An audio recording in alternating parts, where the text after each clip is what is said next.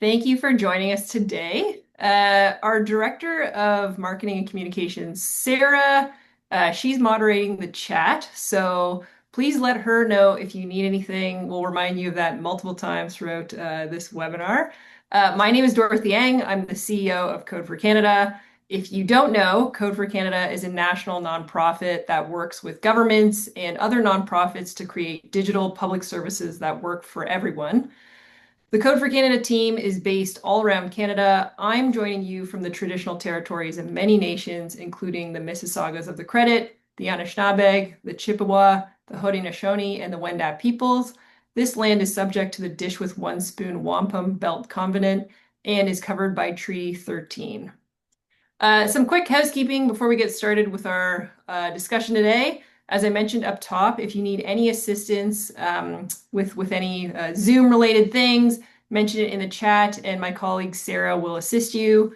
If you have any questions for panelists, we encourage you to use the anonymous Slido. You'll find the link to that Slido in the chat as well.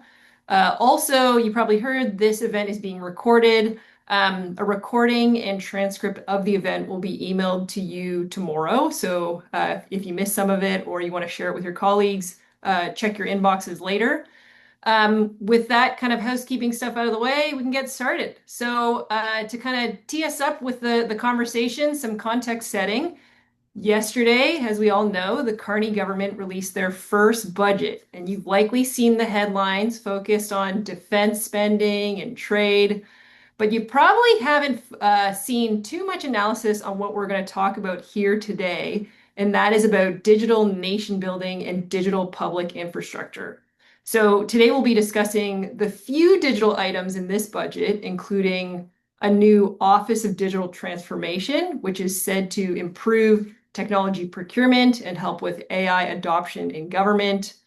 Another item that we saw in the budget was use of AI across the federal government in an effort to find efficiency and save billions of dollars. And another area that we found was kind of a focus on investing in public infrastructure to support AI and quantum technology.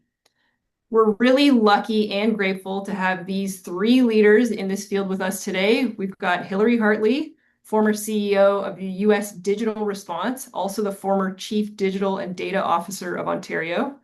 We're also joined by David Eves, Associate Professor of Digital Government at the UCL, Institute for Innovation and Public Purpose, and also Natasha Clark, former Deputy Minister of Nova Scotia's Cybersecurity and Digital Solutions. I'll begin with a few questions for our panelists, and then we'll get into audience questions from the Slido. And so first, we're going to start up with a question for the group. Rapid fire, what's one item each of you is looking forward to discussing today? So David, let's start with you. What's your one item you're looking forward to discussing today? Well, I feel like there's a lot of be careful what you wish for in this budget because digital does get mentioned. So we got our wishes. But the question is for me is what is the Office of Digital Transformation? What is this thing going to be? That's the thing I want to talk about. Right. Natasha. Yeah, so picking up on what David mentioned, lots of opportunity. I really loved the whole Canada Strong message, really came through loud and clear in the budget. But similar to what David's picked up on, this office. And also, I'm always really curious about how leaders inside a public sector manage the juxtaposition of reductions in staffing, reductions in budgets with also trying to drive innovation and adoption of new technology. So really interested in the people side of things and making things work. Love that. And you, Hillary? Yeah, I sort of put on my old hat of thinking about leading the ODS and what I'd send marching orders back to my team after reading this. And I think there's a lot of opportunity in this budget. And I'll try to get into that throughout the conversation. But opportunity to use the language and use what they're signaling and go after it. Love that. All right. So thanks for kind of giving us your initial thesis of where you're going to head. So we're going to dive into a couple more detailed questions. So maybe the first one for you, David. So the budget has a few pages devoted to digital transformation in government. You mentioned the Digital Office of Digital Transformation earlier. Digital sovereignty is limited to public infrastructure for AI, and the phrase digital public infrastructure isn't really mentioned at all. What's your perspective on how this budget approaches these topics? Is it meeting the moment that we're in? So again, there's a lot of like be careful what you wish for here. So there is some big language that's used, and I really agree with Hillary that there's huge opportunity in this, but I think there's also because of the broadness, there's also dangers. So I think one challenge right now is the kind of Office of Digital Transformation isn't really clearly articulated on who's going to own it, where it's going to be. And so on one hand, it's kind of an empty vehicle that, lots of people's dreams can be put into and could be in a place where it goes to do amazing things. And, one model of that is it could be a place where you start to fold in the different capabilities across the Canadian government in the digital space, and you really recreate some of the magic that I think happened over in the GSA in the United States, where Hillary and I wrote an article about this, where they really had kind of a continuity of service for dealing everything from kind of like the initiation of a new idea into propagating it across the organization to turning it into infrastructure that people can really use at scale. And they're almost unique in having done that. And maybe this could be a way to begin to galvanize that, but it's not really clearly articulated that's going to be the opportunity.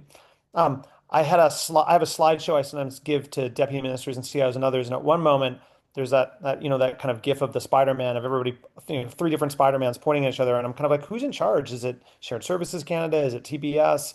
Is it the team over at Canadian Digital Service? We have a lot of cooks in the kitchen, but it's really sometimes hard to see who's really in control. And my big fear is that we've dropped another Spider-Man into that picture. My hope is actually this can turn into an organizing principle. Love that. So a bit of a lack of accountability that's not super clear in what's been shared so far. Hillary, why do you think the government should be prioritizing this issue at this time? What's the urgency that you're seeing behind pushing for digital transformation and also risk of inaction? Oh, and you're muted. I don't know if you do that. Okay.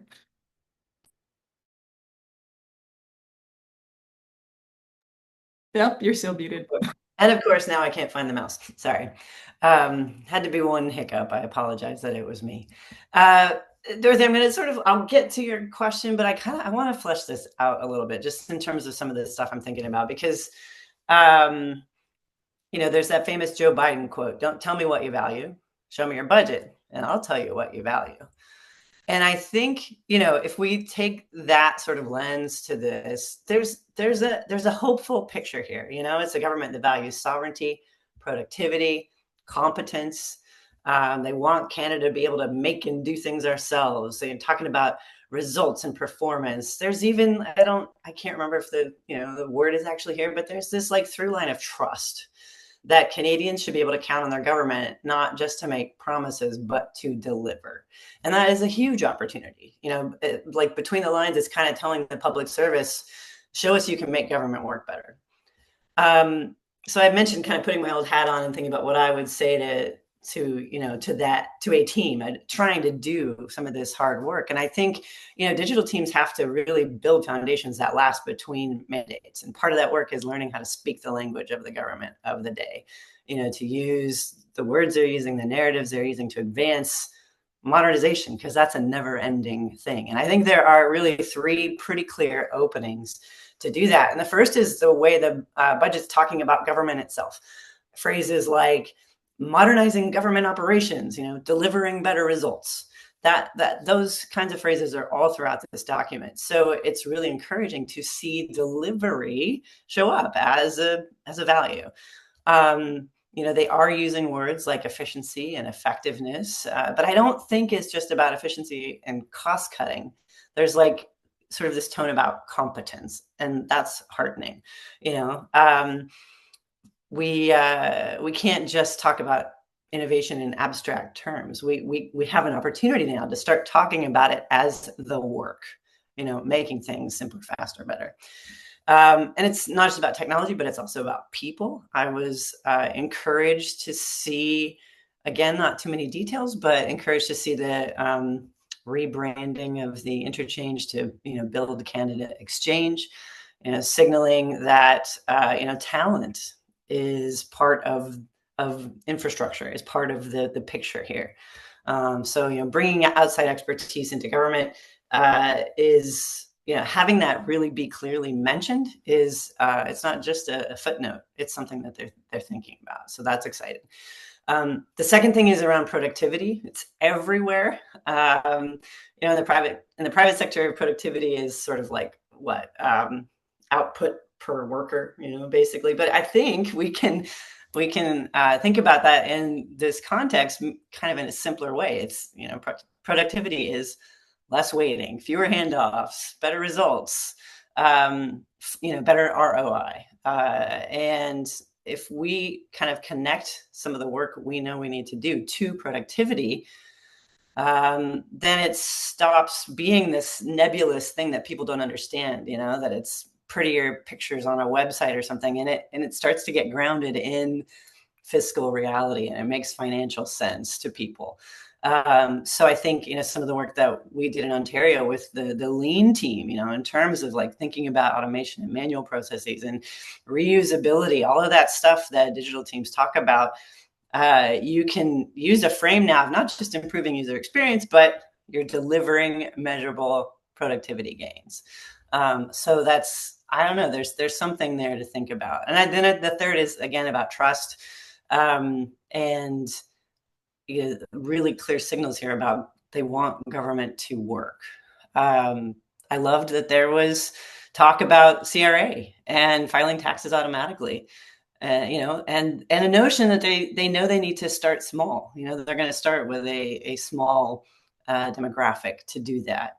But it's pointing to a future where we're talking about the opportunity to use data, to use what we know about you and deliver things maybe quote unquote invisibly, so that's a pretty exciting opportunity as well, that it's not just sort of flashy stuff, but that they're thinking about, there's an opportunity to say, listen, if we're going to do this, we've got to get these pipes in line, we've got to get this data figured out, and then we'll be able to do it in lots of different scenarios. So I think they didn't say digital public infrastructure, but there's a lot of alluding to places where you could get some good things done.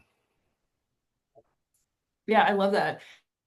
And you brought up some of your experience in Ontario, maybe sticking there and thinking about the provincial level. Over to you, Natasha, as someone who has worked on digital transformation at the provincial level, who has connected with government leaders across Canada about digital transformation, digital public infrastructure.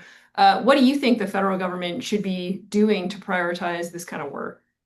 Yeah, couple of things just to add on, because Hillary and David's already picked up on a few things, but every jurisdiction is sort of grappling with similar mandates, right? Around efficiency, productivity, but also the nation building, right? So we've seen good work coming from breaking down, trade barriers, or at least the beginnings of those things. And I think that we need to, what I worry a little bit about is that we go back into our like internal views, so focused on these mandates. And I think there's a real opportunity to actually leverage things like digital public infrastructure to help us solve the same issues, right?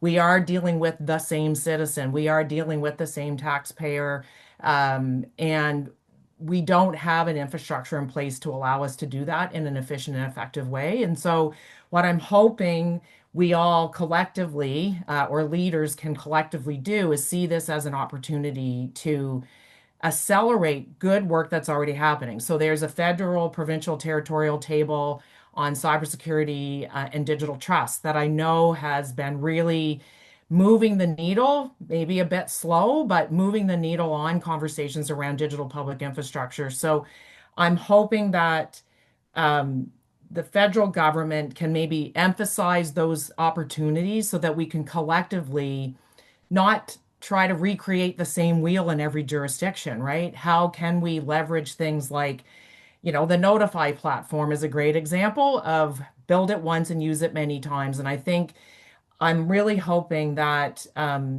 again, this notion of Canada Strong, and as Hillary pointed out, there's opportunities if we can pick up on the right language to really accelerate some of these things because every jurisdiction is grappling with this. And smaller jurisdictions really are like struggling. Like it is a difficult place to be able to justify expenditure on some of these pieces.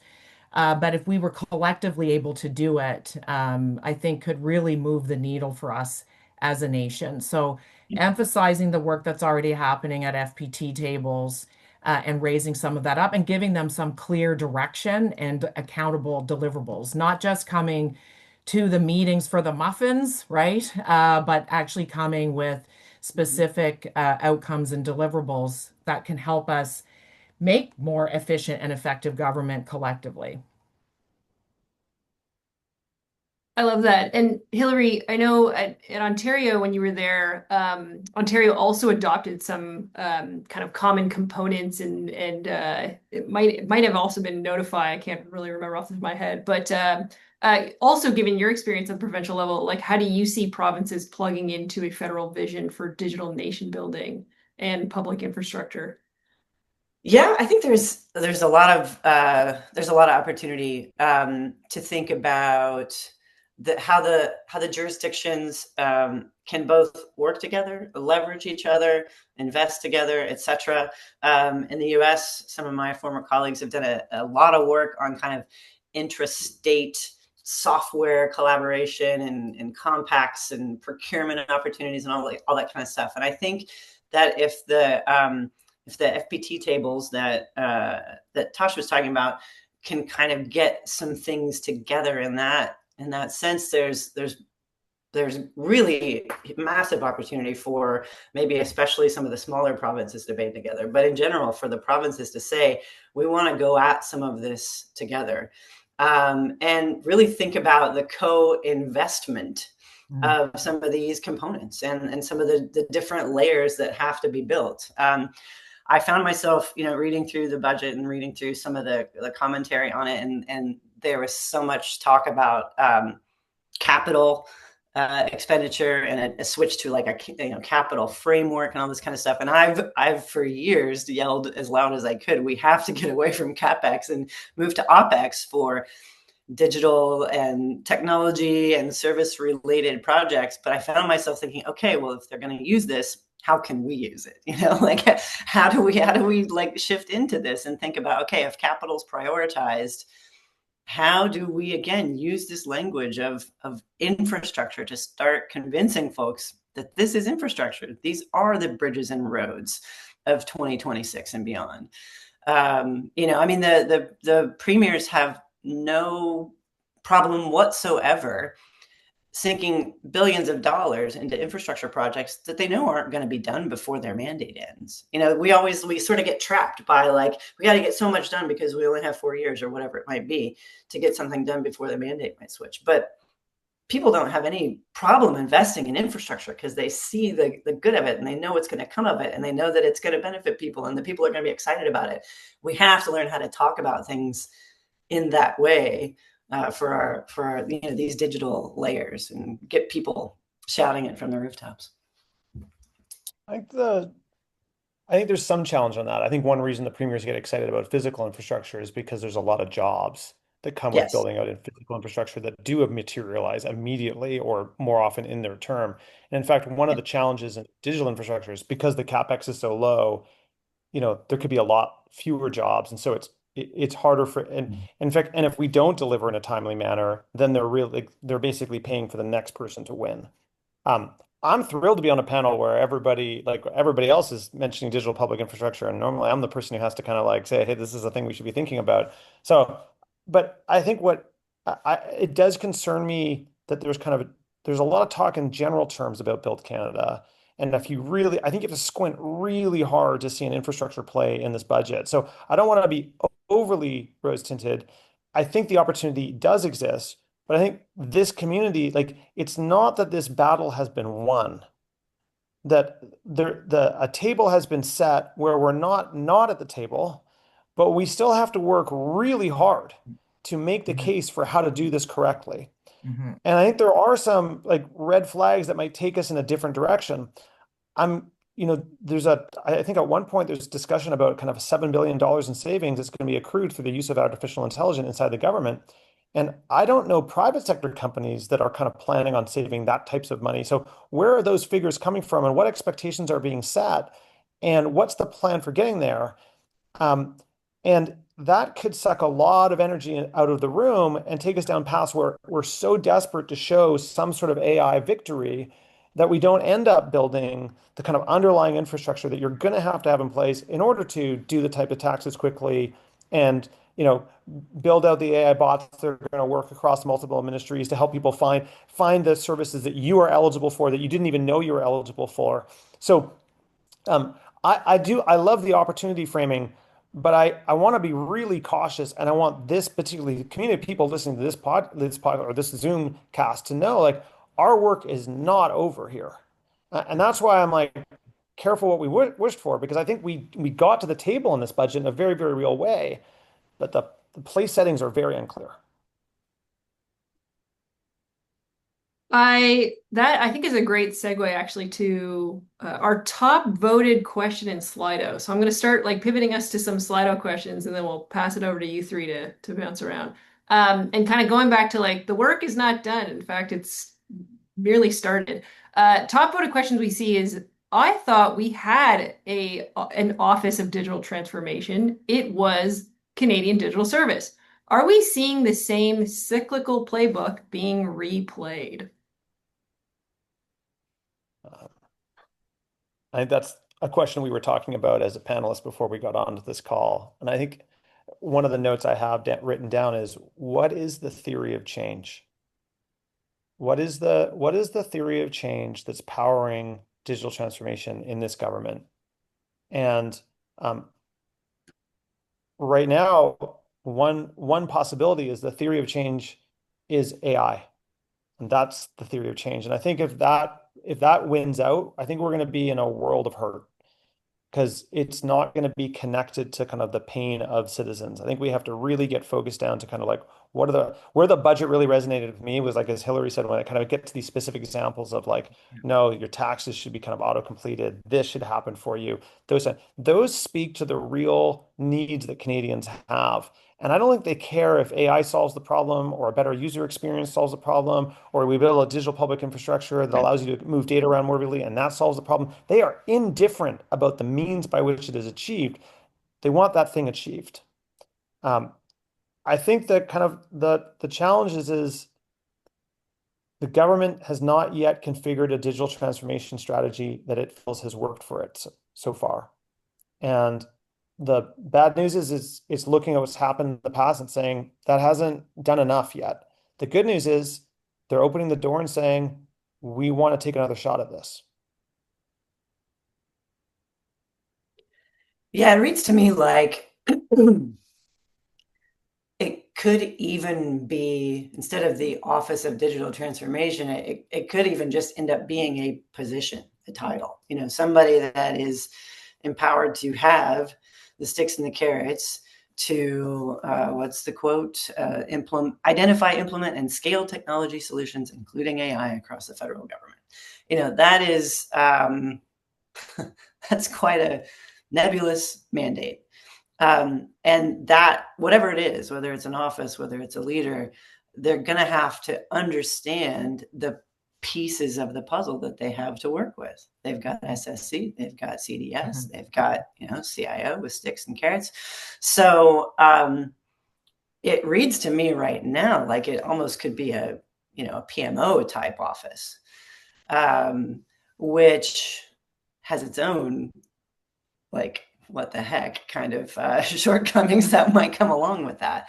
It's going to need authority and leverage. It's going to need budget and resourcing. It's going to need a theory of change. Like David mentioned, they're going to have to be able to really deal with change management in a way, all those things that those horizontal offices have to take on, and it's not easy. So whatever happens, I just hope that they are able to, again, see the pieces of the puzzle that they're going to have to leverage. CDS is absolutely one of them. There's delivery muscle there. Um, and give it the authority somehow to push through and say we are going to do this, because it's procurement, it's risk, it's machinery of government. It's breaking through a lot of stuff to get this done.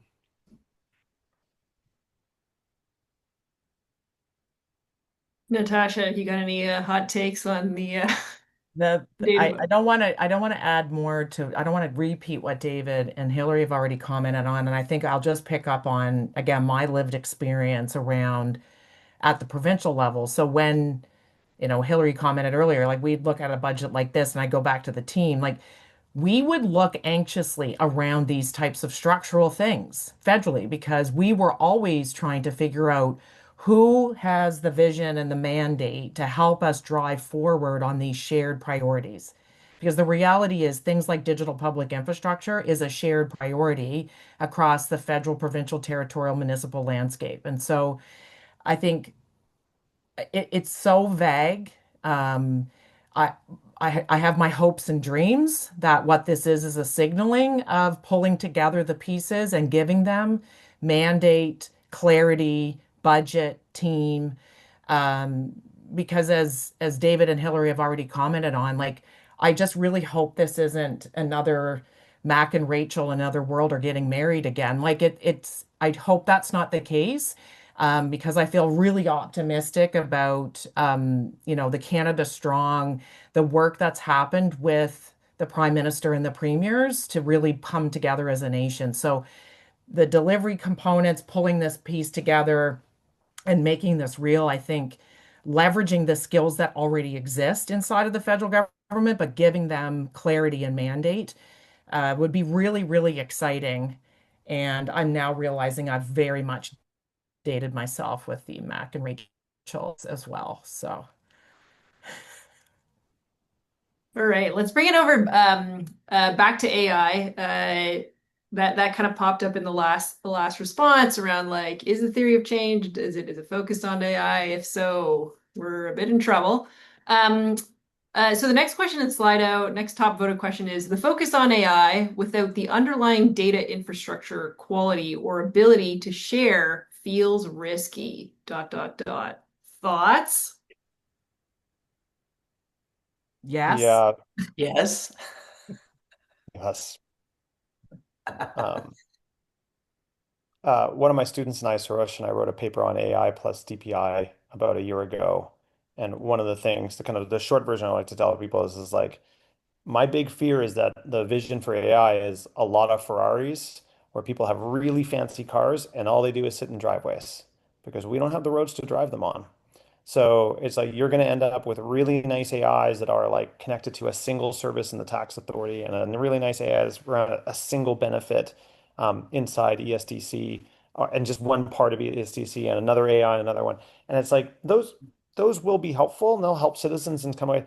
But for like the really kind of interesting work of like an agentic government or thinking really big about, really wrapping a government around a citizen and helping them in really diverse ways, if you don't have like a digital ID by which the AI you can assert into your AI that it knows it's you and then can actually grab data about you and isn't just going to hallucinate whatever the answer is. The infrastructure matters here. Hmm. Hmm. And that's where I get concerned. Like in the budget, there's a lot of talk about the kind of the Ferrari, not as much explicit talking about the roads. Yeah. Yeah, David. And I am layering that on. Governments in Canada already have an estate of legacy technology that is unmanageable, it's unwieldy.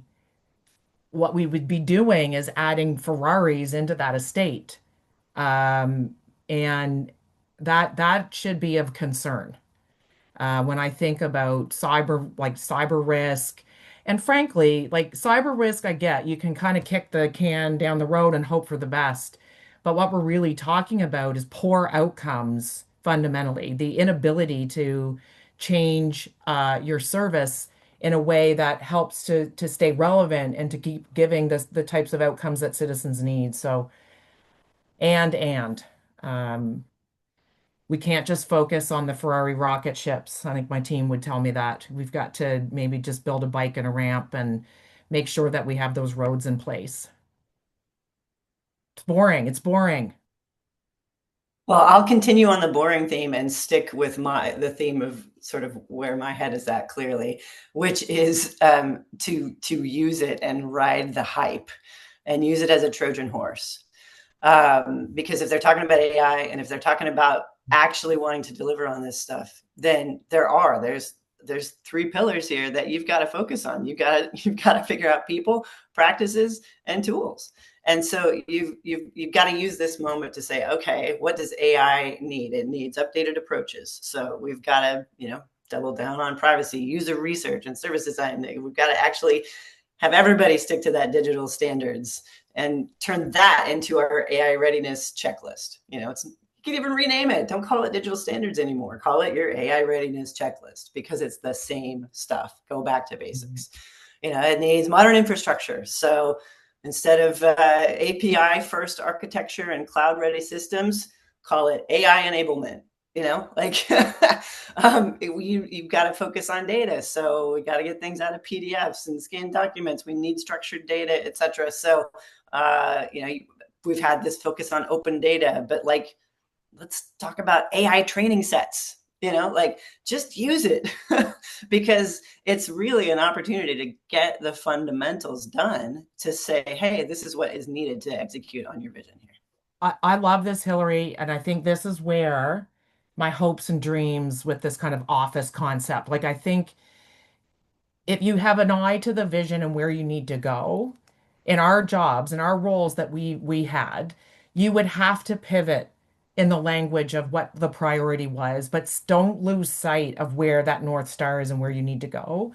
And I'm hopeful that the ingredients are there federally now that they can create that star and you're bang on, right? AI is here. We need to enable it, but in order to make it real and not have the Ferrari in the driveway that really doesn't go anywhere, we have to have these underlying pieces. So making sure that our plans are accommodating for that. How do we incrementally build on to that so that we're not just really building those discrete services as David talked about? And this is again, for me, it's like be careful what you wish for. Is again, I think we've been invited to the table. I think, but this battle is not over. I love the framing that Hillary's bringing, and people on this call have to go and fight those battles now Mm. to have that framing win out because it is not the default. It is not necessarily going to be the default framing, and it's not necessarily the framing that is going to win out left to its own devices. Yeah. We need the AI will be the calls. Correct. Um, And there's a and you lot of can't, very easy ways that, oh, sorry. no, I was just going to say, Dave, and you can't be seen as the naysayer. That's right. Well, or the whataboutery person, right? Well, what about, to Hillary's point. So I agree that everyone on this call, it's like a dance that you're going to have to continue on. Love that. And maybe segueing from there, calling out the people on this call and bringing it back to people. The next question is, with the reduction in public servants and the focus on digital, how will talent acquisition be affected or affected? People will be needed to execute transformations. Tosh, you were thinking I about was going that. to say I was the person that was talking all about the people at the beginning, and I think that um, this is going to be a complex time for folks inside of the federal public service. I think there were very specific statements in that budget around certain reductions. And I know that that likely feels probably scary for some people today. And I think leaders need to be I've always believed leaders need to be authentic and vulnerable and real about kind of the circumstances. But I also am a Pollyanna. I believe there is opportunity in all of this. And I think if I'm a public servant listening today, like find some way to learn more about AI. Find some more ways to learn just about basic internet era digital skills. Like those AI is the big flashy topic of the day, but the reality is understanding how to engage users, really understanding outcomes, working in multidisciplinary ways. I know this feels like I've been talking that for 15 years, it seems, but these things all still really matter. And absolutely, people are going to be needed. I think what I also really loved, there was a statement in the budget around public servants having more responsibility and accountability. And I think that's so important. And it was tied to kind of some reductions around the use of consultant dollars. And I think sometimes those things, the use of consultant dollars can be kind of a good and a bad thing. And I think one of my experiences shown that there were times where I felt like teams had historically kind of outsourced their critical thinking. And I think now it's really important for public servants to like lean in on critical thinking, on working differently. And yes, I think it is also going to be a time of transition and change. And really, as humans, we can choose the fear path, or we can choose kind of the path that, the antidote to ambiguity is not certainty, but it's trust. And I think trust in yourself and know that you have the capabilities to do the job and do the work. And if you have gaps, there's ways under which that you can fill them. I do think that, the leadership of the public service is going to be challenged. I mean, they are also facing, certainly there was comments about in the budget around reductions at the executive cadre. But these are the realities that governments right now are facing, is that if we've got a growth that's disproportionate to the population growth of the country, that those governments need to look at those things. But it also creates opportunity for new skills and new approaches. And my experience has also shown that there have been public servants that have probably been screaming from the rooftops about change and haven't felt heard. So sometimes, you have folks that are maybe more, I don't know, kind of grumpy and complaining, and those are the ones that really this might be the opportunity to really shine in terms of what can be different. But I certainly wouldn't sugarcoat this. I think this is going to be a tenuous time for leaders to manage and help support teams through this potential for fear, while also asking them to innovate, and to bring and to embrace new approaches. And I think don't be afraid. Like I think diving in and looking for those opportunities, and being willing to try things, I think will be important. It's clear that that the status quo won't be the way that the moving forward. Like there is an appetite here for working differently. And I think finding ways and supports through that. And I know big public services provide lots of supports to public servants to help navigate that. And I would encourage folks, if they are feeling concerned today, to make sure that they're tapping into those resources. I feel like I want to first state that I agree that there are probably a number of public servants who are, looking down the next 5 years with a lot of concern, and I'm very grateful for the work public servants do, and I think at an individual level have an enormous amount of empathy for that kind of future and the concern that generates. At a systems level, I think I feel pretty differently. I think of Stephen Chu, the Nobel laureate winning physicist who became a cabinet member in the United States. And he kind of very famously at one point, he always wanted to force companies to become more, like the washing dryer machines to become more efficient, the cars to become more efficient. And all his economists kept telling him, oh, the more regulations you cause, the more cost it's going to. And he finally got so angry, he actually wrote an economics paper as a physicist, where he showed that actually all the big gains in efficiencies occurred when we imposed regulations. So when we demanded that the dryers become more efficient. They not only became more efficient, they also became cheaper. And when we demanded that of cars, they became more efficient and they became cheaper. And he's like, actually, these organizations left on their own devices would actually just perpetuate themselves. And I think the same, if public sector advocates think that that kind of nudge and push and is helpful for the private sector, I think we have to also believe that it's probably good for us.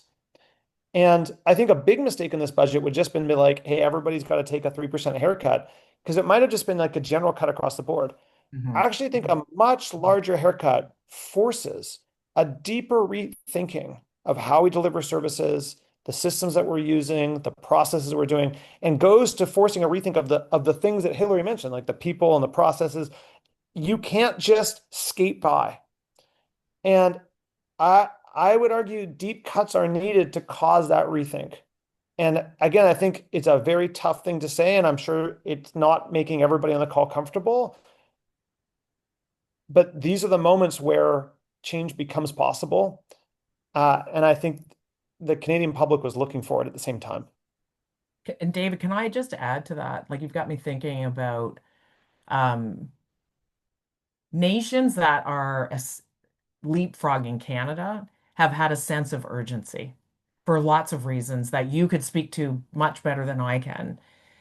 And And I think as a Western nation, as Canada, we have our challenges, but I would say in comparison to some other nations, we've had it relatively comfortable.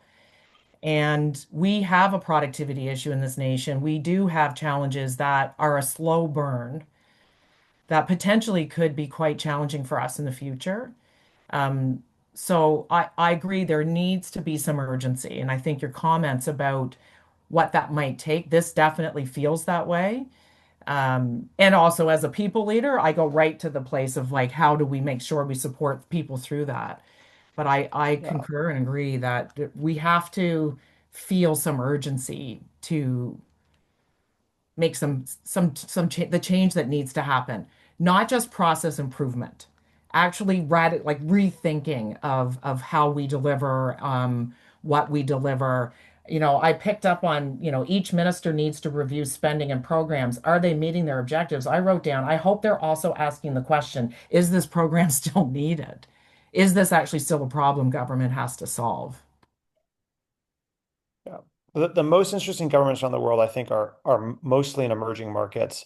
And for me, a lot of wealthy governments can afford to make bad decisions. They Poor governments can't afford to make bad decisions. It doesn't always work out that way, but there's that. I see that trend. I certainly see it among cities. A lot of cities that are weaker resourced make very interesting and very good decisions. Hmm. Oh, I see. Hillary, I think you're talking, but you're muted. Yeah, sorry. To put a very pithy point on what David and Natasha both just said is, I feel like this budget is trying to say do more with less.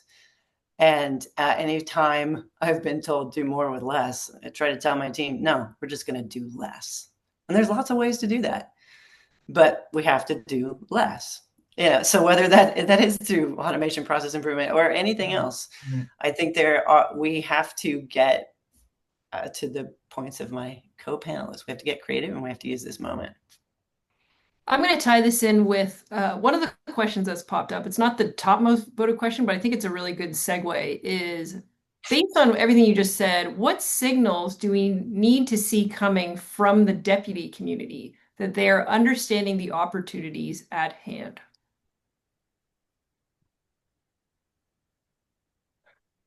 I think the former deputies should go first. Oh,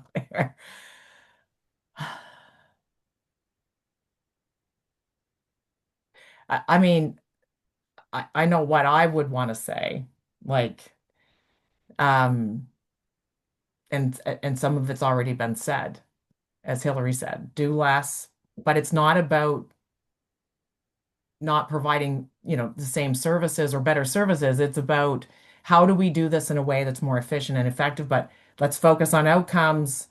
Let's focus on the needs, like the real problem. Let's talk to the real users, like whether that's internal users or whether that's citizens or some combination of. Um, and really, this is an opportunity to be a part of Canada Strong. And I really, to me, that's a hook in terms of like I can feel myself hooked in on that. How do I help? How do I contribute to that? Um, my, I guess my reticence is and I can't speak to the federal government. I can only speak to kind of my own lived experience. I think there's a varying degree of understanding of what all of that kind of means. And I think deputies need to find the ways to be supported on how they can collectively work together in a more systems approach, taking advantage of these new technologies, but in a way that where we don't lose sight of the outcome. Um, anyway, I think that's just random off the cuff thoughts. I hadn't really thought about this one too deeply. It's a great question. I'm sure Hillary has amazing things to add.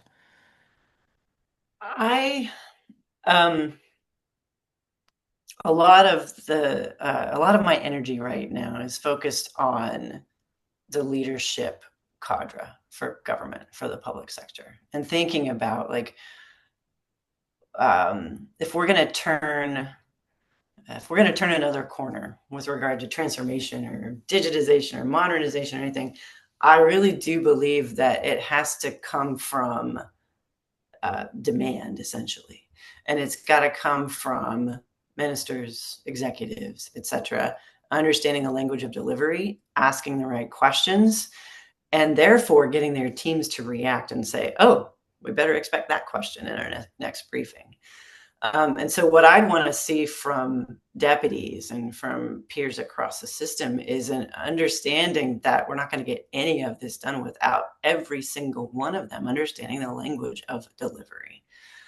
And this, I talked cheekily about renaming the digital service standard to your AI readiness checklist. But like, if that's what it takes to get people to pay attention to it and to have it in their in their performance management or whatever it is, like, I got to do this. I'd want to see my deputy asking questions about good delivery, about, users, and what did we learn, and who have we tested with, and what's our approach to start small and not have to do something huge and big bang and millions of dollars. So those are the kinds of signals that I would want to see, because I do think all of this comes back to delivery. Yeah. I think, and there's essentially like the digital service standard. That's everyone's job. That is not the digital team's job, a technology team's job. That is the policy ADM's job. That is the program manager's job, to have it on their wall and asking all the same questions about user needs and how are we approaching accessibility from the beginning. So both always love listening to Natasha and Hillary, and both just not just because they're so sharp, but because of the experience they bring to the table. And I don't want to echo too much, but there's another context going on as well, which is the number of deputies is probably going to shrink. I mean, it's already started to shrink, and I suspect it will start to shrink some more. I think we peaked out at like something in the mid 90s in the number of deputies, and that had grown from, I think, about kind of 35 to I think 37 before the previous Liberal government was in power. And so there's two things simultaneously. One is there's going to be a reduction, there's going to be fewer deputies. The other thing is I did do a light experiment where I tracked down as many deputies as I can on LinkedIn and went through their profiles. And I think we found 15 of them, and we looked at, like, they had 97 previous jobs we looked at. And I think every single one of those jobs, with possibly five as an exception, that was impossible, it was like unclear, were all policy focused jobs. There was very little operational experience. Mm-hmm. And I think the signal that the government's saying here is operations matters, like delivery does matter. And so I think if I'm a deputy right now, I'm thinking either I need to go find in my past where that operations experience existed, and I need to be prepared to draw upon that and really dig into that part of my past and think about how I'm going to use that to exercise my authority and ask the questions I'm going to ask. Or I need to surround myself with some operations people like pronto who are going to help guide me and help me ask those tough questions. So do I have, in my cadre of ADMs who are beneath me, do I have people who have lived experience in running large organizations, scaling things up, figuring out how to run things in a really lean way, who know what are the tough questions to ask? What are the ways that the vendors are going to try to trick us? What are the ways that, people are going to try to kind of wiggle around the rules we're not, and are just going to be ruthlessly and focused on doing that? And do I have those people around me, and am I learning from them? And then am I also like kind of working with them to marry the policy and the operations together to create the outcomes we want? So if I'm a deputy minister, that I want to be, I'm probably looking around me like, who are those people I'm going to surround with that are going to help me? Um, Governments have done this in the past, like, but it's usually been under periods of real existential threat. There was a real focus on efficiency and effectiveness during World War II when, people don't recall this, but there was actually an enormous amount of corruption and problem in the procurement space. And their delivery mattered a lot because, particularly young boys were overseas and they were going to die if the equipment didn't work. And so that became a very strong focus, both in Canada and the United States, of how things were going to get run. I think we need to be tapping into that spirit. Hmm. All right, we have time for one more question, and I might bring it home with this one, which references the IIPP report on DPI that was recently released, and I think Sarah is going to link folks to that in the chat. In that report, it highlighted on the report on DPI, it highlighted the need to move beyond traditional cost-benefit analysis framing. How do we do that within a government that has a operational efficiency vibe? I am just going to lose it that this is a question right now. This is like the most exciting moment for me. I'm just like, I'm not even sure I can contain myself. So here is a simple test that I often have. So a lot of infrastructure is actually often driven by a single dominant use case. You build a port because you have a mine that you want to export from. You're going to export other things, you're going to import other things, but it's hard to measure those things. You can measure this one big thing. And so that big thing justifies the payment for the port.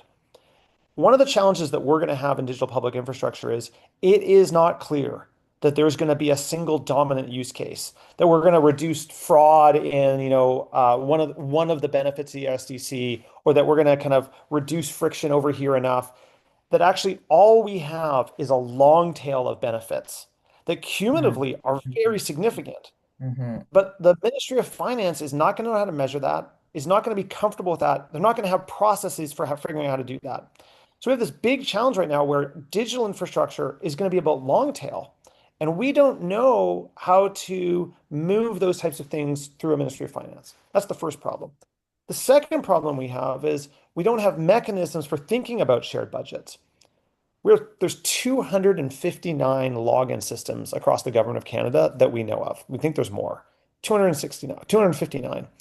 If two ministries approached the Ministry of Finance tomorrow and said, we'd like to jointly pay for a single sign-on system, it is not clear that the Ministry of Finance would know how to respond to that request.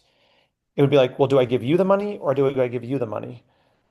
Do I give you the money and then you pay them part of the money? Are you going to charge them for it? Like, we have no model for what a shared services look like inside government. And so there's a ton of work that we have to do to create the digital future that we want. But it's like really boring inside baseball kind of government process things. And that's what we're trying to tackle in that report, is start to figure out what are all of these kind of like, what's all the policy groundwork has to be laid. So we don't just do like one piece of digital infrastructure, but we can get hundreds of them laid. And if we don't, private sector players are going to do that, and they're not going to necessarily be Canadian, and we're going to become even more dependent on them. I love it when David gets fired up. This is can I just share one other quick note that just something we haven't talked about really quick is just there is actually a lot of mention in this budget about the private sector and how we're going to buy Canadian. And I created a business. We worked with, over 400 governments across North America and Europe, serving lots of citizens. I'm excited by a government that wants to buy from Canadian companies. What I am worried about and what I want to make sure we're doing is that we have real guardrails around that. What I'm not interested in the future is where buying Canadian means that we're paying a premium for a Canadian company and that we're sacrificing value to Canadians for it. Or that buying from a Canadian company means we're going to be less interoperable with the rest of the world. And that we're going to increase our vendor lock-in, diminish our ability to connect with others, and then also live on this expectation that others are going to buy Canadian companies when we're only buying from Canadian companies. So I think like I'm excited by this opportunity, and I think we have to use this as an entrepreneur myself. I'm really excited about it. But I think we need to really make sure we're nuancing and understand, have a real strategy about how to do this because we do want others to buy Canadian, which means we have to buy from others. And we don't want to use this as an excuse to actually make ourselves less efficient and less productive because we've narrowed the marketplace. Yeah, that's a great piece to highlight, David. It's not just buy Canadian, but I think there's a real opportunity for public-private partnership Yeah. to get good work done. Which in my mind goes back again to those fundamentals. So use it as part of your strategy to say, okay, we got to lay the pipes. We need APIs. We need common components that these folks can use and they're trusted. They're built by us, etc. So, I welcome the Build Canada energy to say, hey, we've got ideas about how to do this. Great. The government needs to do what only government can do. And that's governance, that's data, those are pipes. And so there's a great opportunity for government to focus on that. Final words, Natasha, on government collaboration. In this nation, we have no choice. We have to, like, I think to me, what I've observed is that there's desire in the tables that I've been at. There's no lack of desire. What I am curious about, though, is the right structure with mandate and budget to do it. And each organization is a complex system in and of itself. And then when you try to layer that all together, it's very complicated. So I do think, to Hillary's point, I am very curious about a space here that can be created with government, private, not for profit that can help move the needle in this country. And I think that to me could be a really interesting conversation. Love that. What a great way to end off this discussion. We've reached the end of our time together, but I'm feeling quite hopeful where we ended off. I want to take a moment to thank our wonderful panelists for their time and insights. Thank you, Natasha, Hillary, and David for joining us. Thank you to everyone on the call for taking the time to join us. As I mentioned up top, you'll receive an email after this with a follow-up that includes materials and recordings. That should be in your inboxes tomorrow. And with that, thank you, everybody. Have a great rest of your day. And yeah, be sure to follow Code for Canada on LinkedIn.